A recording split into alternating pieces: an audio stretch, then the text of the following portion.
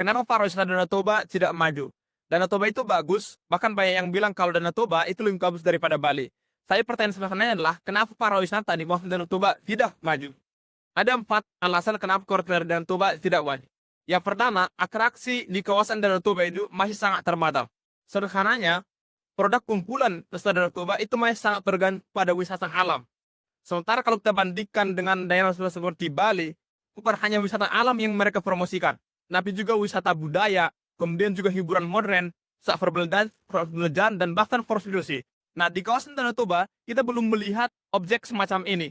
Jadi jangan heran kalau di kawasan Danau Toba sangat jarang kita temukan turis mancanegara. Karena apa? Sederhana. Karena ketika mereka datang ke sini, kegiatan wisatanya tidak terdiversifikasi.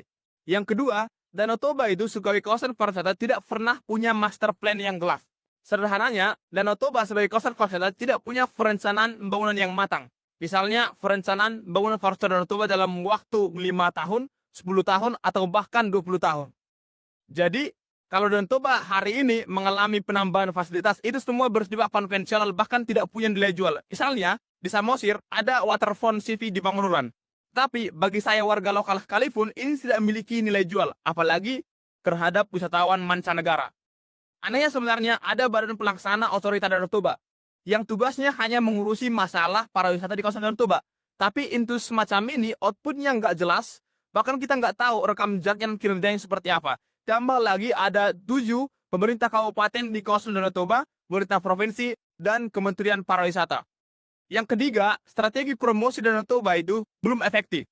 Kenapa? Kalau kita coba cari 10 danau paling terkenal di dunia, Danau Toba bahkan tidak masuk dalam daftar itu. Padahal Danau Toba itu adalah danau vulkanik terbesar di dunia.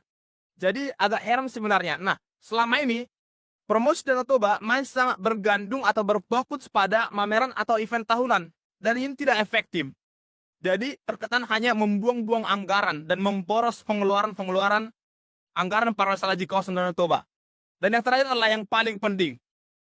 Produk kumpulan wisata Danau Toba yang sangat tergantung pada wisata alam, itu hari ini kalau kita lihat sangat mencemaskan.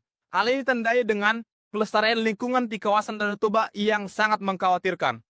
Dan di sini semua pihak bertanggung jawab, mulai dari pemerintah, masyarakat, dan perusahaan. Nah, limbah domestik itu mayoritas masyarakat membuang langsung ke Danau Toba.